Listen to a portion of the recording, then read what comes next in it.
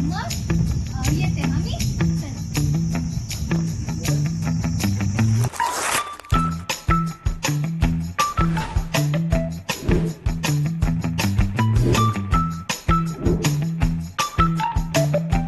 तर मला बोलायचे तू बेळगावची आहे का. तर मला कॉलेजच्या नंतर ते मला बोलले तिकडून तू सिलेक्शन झालंय आणि सगळ्यांनाच वाटायचं की तो ज्योत्स्नाने नाव दिल्या म्हणजे याचा नंबर येणार हे ठरलेलं आहे असं होतं. मला खरंच माहित नव्हतं की मी मोठी होऊन असं सिरियलमध्ये वगैरे काम करेल आणि मला खूप भारी वाटतं. तर मी आरशासमोर थांबायची आणि रडायची ऍक्टिंग करायची. तर मला सगळ्यांचे कॉल्स येत होते की तू आपली आमची कलेक्टरमध्ये दिसली आज असं खूप भारी. झी मराठी वाहिनीवरील आपली आमची कलेक्टर ही मालिका अल्पावधीतच हिट झाली आणि त्यामध्ये बेळगावच्या कन्येला काम करण्याची संधी मिळाली. त्याचं नाव आहे ज्योत्स्ना पाटील आणि त्या सिरियलमध्ये त्या कन्येचा रोल आहे मोना म्हणून आहे. त्याच आता आमच्या सोबत आहेत. प्रथम तुमचं तरुण भारत न्यूज मध्ये स्वागत आहे. कसा होता हा सर्व प्रवास? तर मी ऑडिशन दिलं होतं या सिरियलसाठी आणि मला कॉल आला. तर मला कॉल आल्याच्या नंतर ते मला बोलले तिकडून की तू सिलेक्शन झालंय आणि त्यावेळेस माझं रिएक्शन असं होतं की माझा कॉल सुरू आहे आणि मी फक्त ब्लँक होते फुल. मला काहीच कळत नव्हतं काय करू. मग ते बोलले तुला परवा निघायचंय. म्हटलं ठीक आहे. मग मी आधी पप्पांना माझा कॉल केला आणि म्हटलं आधी माझ्या फॅमिलीला सांगितलं मी माझं सिलेक्शन झालंय असं तसं. तर माझ्या पप्पांचं रिएक्शन असं होतं की मला माहित होतं तुझं सिलेक्शन होणार आहे. तर म्हटलं पप्पा काहीतरी रिॲक्ट करा एवढी मोठी गोष्ट सांगते तुम्हाला. ते बोलले खूप खुश आहे. आणि ऍक्च्युली असं बऱ्याचदा माझ्यासोबत झालंय की माझं सिलेक्शन झालंय असं सांगण्यात येत होतं मला. पण 2-3 दिवसाच्या आधी ते मला सांगायचे की नाही कॅन्सल झालंय दुसऱ्याचं सिलेक्शन झालंय सो आपण नेक्स्ट टाइम करू. त्याला जोडून दुसरा प्रश्न विचारतो. कारण या अगोदर तुम्ही दडपण चित्रपटामध्ये काम केलं होतं आणि त्यानंतर हा मोठा ब्रेक मिळाला मोठ्या पडद्यावर काम करण्याचा. आता कसं वाटतं? खूपच भारी. आणि दडपण ही मूवीला मी म्हणजे हा जो एक्सपिरियन्स होता तो माझा लाईफ मध्ये पहिला एक्सपिरियन्स आहे आणि मी पहिल्यांदा मोठ्या पडद्यावरती दिसलेली. तर तो माझ्यासाठी स्पेशलच असणार आहे दडपण हा मूवी माझ्यासाठी. आणि आता त्याच्यापेक्षा खूप मोठ्या पडद्यावरती मी काम करते झी मराठी या चॅनलवर आणि वज्र प्रोडक्शन सोबत. सो मी खूपच खुश आहे. खूप भारी वाटते काम करताना. हे ठीक आहे. पण तुम्ही शाळा कॉलेज मध्ये असताना असं तुम्हाला आवड होती का अभिनय करण्याची आणि तुम्हाला वाटलं होतं का इथपर्यंतचा तुमचा प्रवास सुरू? ऍक्च्युली अभिनय असं नाही पण कॉलेजेस स्कूलमध्ये डान्स कॉम्पिटिशन असतात. प्रत्येक कॉम्पिटिशन्समध्ये मी पार्टिसिपेट करायचे आणि असं व्हायचं की फक्त नाव द्यायला म्हणून मी नाव नाही द्यायचे. माझा नंबर यायचाच आणि सगळ्यांना असं वाटायचं की आता ज्योत्स्नाने नाव दिलं म्हणजे याचा नंबर येणार हे ठरलेलं आहे असं होतं. तर अभिनय म्हणजे मी 2-3 वेळेस केले नाटकामध्ये वगैरे काम. पण मला खरंच माहित नव्हतं की मी मोठी होऊन असं सिरियलमध्ये वगैरे काम करेल आणि मला खूप भारी वाटतं. पण लहानपणापासूनच मला आरशासमोर थांबून ऍक्टिंग करायची खूप आवड होती. आणि मी स्कूलवरून घरी आले ना तर मी आरशासमोर थांबायची आणि रडायची ऍक्टिंग करायची. तर मला पप्पा लिटरली ओरडायचे की काय घरल्या भरत तू रडतीये असं.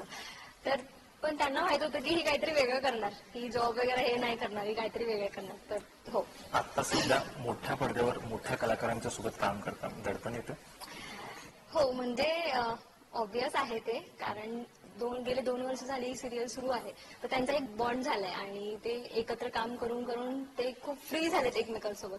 तर एकदमच माझी नवीन एंट्री तिथे मी केली तेव्हा मला थोडंफार आलं होतं. मी थोडी नर्वस होते. मी शांत होते. पण आता खूप दंगा असतो सेटवर. आता नाही. आता ते खूप समजून पण सांगतात. चुकलं तर खूप चांगलं मार्गदर्शन देतात मला. तर आता खूप भारी. आता फ्रेंड्स मला वाटत नाही की मी नवीन आहे. मी त्यांच्यातलीच एक आहे असं वाटतं मला. तुम्ही बेळगाव तालुक्यातून येत आहे आणि बेळगाव तालुक्यात येत असताना इथपर्यंतचा प्रवास तुम्हाला वाटलं नव्हतं की इथं तुम्ही याल म्हणून. आता कसं वाटतं म्हणजे येणाऱ्या नवीन पिढीसाठी तुम्ही काय सांगाल तुमच्यासोबत येणार आहे? मी एवढंच सांगेल की जर तुमच्या मनात आहे ना काही करायचं तर ते मध्येच सोडून देऊ नका. आणि म्हणजे आणि मला हे सांगायचे की मला खूप लोक भेटलेत जे मला बोलतात की मी खूप स्ट्रगल केलं, मी खूप हार्डवर्क केलं. तर ऑब्वियस आहे की तुम्हाला स्ट्रगल केल्याशिवाय सक्सेस नाही मिळणार. तर मला वाटतं माझा फॉर्म्युला असा आहे की hard work struggle is equal to success. तर तुम्हाला स्ट्रगल हार्डवर्क केल्याशिवाय सक्सेस नाही मिळणार. तर तुम्ही सांगू नका की मी एवढं सगळं करून आली आहे किंवा काय. तुम्ही तुमची स्वप्न पूर्ण करा पण फॅमिलीचे सपोर्ट असू दे.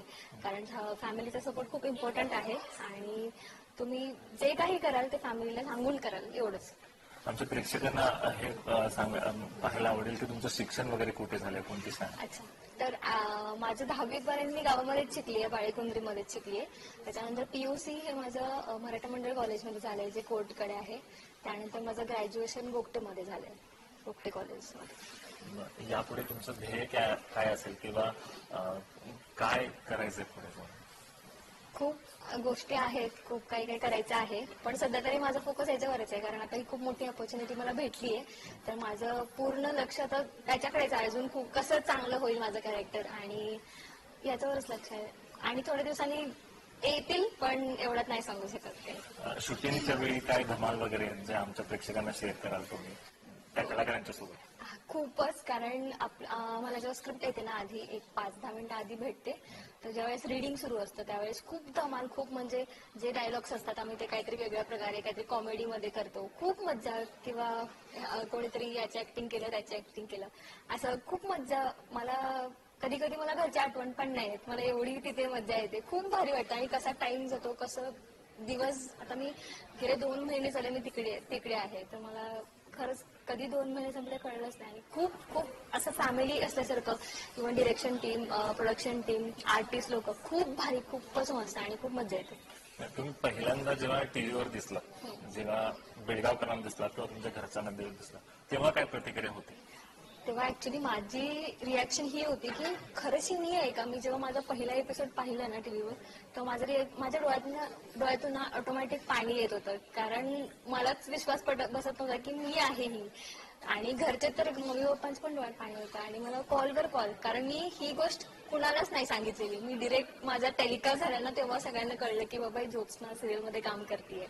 तर मला सगळ्यांचे कॉल्स येत होते की तू आमच्या कलेक्टरमध्ये दिसली आज, असं खूप भारी, म्हणजे खूपच मस्त. मी तो दिवस नाही विसरत. 1 मेला माझा पहिला एपिसोड टेलिकास्ट झाला होता, तो दिवस मी कधीच नाही विसरणार, कधीच नाही. घरच्यांचा पाठिंबा कसा? मी इथे आहे तर माझ्या फक्त फॅमिलीमुळे आहे. तो तर याच्यातच कळतं की माझ्या घरच्यांचा किती सपोर्ट आहे मला. आणि मी खरं तर जॉब सोडले, एअरपोर्टला मी जॉबला होती, तर मी ह्या फील्डसाठी मी तो जॉब सोडलाय.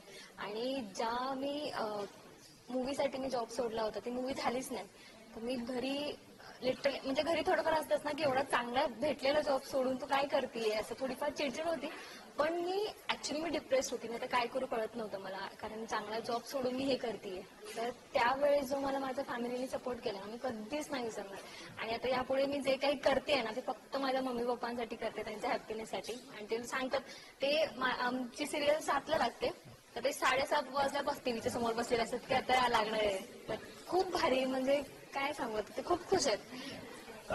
बेळगावच्या मुलामुलींना या क्षेत्रात यायचं आहे, नवीन पिढी या क्षेत्रात येतात, त्यांना तुम्ही काय सांगाल, काय म्हणजे टिप्स द्याल? टिप्स मी हे सांगेल की नवीन काही म्हणजे गोष्टी असतात ते शिका. म्हणजे असं नको व्हायला की ते नाही ते नाहीत, सगळ्या आपल्याला गोष्टी आल्या पाहिजेत, करता आल्या पाहिजे. आणि जर तुमच्या मनात आहे ना, तर तुम्ही ते करा, कारण लाईफ एकदाच भेटते आणि नंतर रिग्रेट करण्यात काहीच फायदा नाहीये. कारण मी तेव्हा जॉब सोडला नसता तर मी आज इथे नसती. तर लाईफमध्ये रिग्रेट फील करून घेऊ नका. तुम्हाला जे डिसिजन्स घ्यायचे आहेत ते योग्य वेळी घ्या. फॅमिलीला असे ह्या क्षेत्रामध्ये खूप लोकांचा फॅमिली सपोर्ट नसतो, तर तुम्ही आधी फॅमिलीला तुमच्या विश्वासात घ्या. तुम्ही त्यांना विश्वास द्या की बाबा मी नाही. आणि हे सगळं आपल्यावर असतं की आपल्याला काय करायचं आणि काय नाही, तर ते करा. आणि जे करायचं ते तुम्ही सोडू नका अजिबात. कोणी तुम्हाला दुसरं सांगते म्हणून तर दुसऱ्या मार्गाला जाऊ नका. तुम्हाला जे करायचं ते करा. सेटवर काय चर्चा असते? तुम्ही बेळगाव मधून आला? हो, मला आवडेल सांगायला. आधी स्टार्टिंगला असं व्हायचं की माझी बेळगावची टोन यायची तिथे मी बोलताना, तर मला बोलायचे तू बेळगावची आहे का. आणि म्हणलं हा, मग मी तिकडची भाषा शिकली आता थोडीफार, एवढी पण नाही शिकलेली, पण आता थोडीफार मला तिकडची येते. ते बोलतायत, जेव्हा ब्रेक असतो ना तर ते बोलतात बेळगाव भाषा खूप आवडते. तर मला तिथे खूप भारी वाटतं की बाबा यांना बेळगाव भाषा आवडते. तर ते बोलतात की आम्हाला बेळगावला यायचंय. आणि बेळगाव हे खरंच खूप लोकांना आवडते सिटी, आणि माझी तर ड्रीम सिटी आहे. मी कितीही मोठी झाली ना तर मला बेळगावमध्येच राहायचं. बेळगावच्या प्रेक्षकांना काय सांगा? काय नाही, तुम्ही आतापर्यंत खूप प्रेम दिलात मला. दडपण मूवीमध्ये पण मला खूप प्रेम दिलात. थँक्यू सो मच तरुणभर माझी मुलाखत घेतल्याबद्दल. आणि मी जाता जाता हेही सांगेन की तरुणभरात न्यूज चॅनलला सबस्क्राईब करा, कारण यावरून खूप नवीन नवीन बातम्या तुमच्यापर्यंत पोहोचतात. तर येस, या चॅनलला सबस्क्राईब करा आणि थँक्यू सो मच. तुम्ही पाहायला विसरू नका अपियमचे कलेक्टर रोज संध्याकाळी 7 वाजता फक्त आणि फक्त आपल्या झी मराठीवर. थँक्यू. धन्यवाद तुम्ही आम्हाला वेळ दिल्याबद्दल. तर ह्या होत्या ज्योत्स्ना पाटील आणि त्यांच्या पुढील कार्यासाठी आम्ही शुभेच्छा देतो आणि इथेच थांबतोय. कॅमेरा पर्सन निलेश मोरेसह विजय निंबाळकर, तरुण भारत न्यूज, बेळगाव.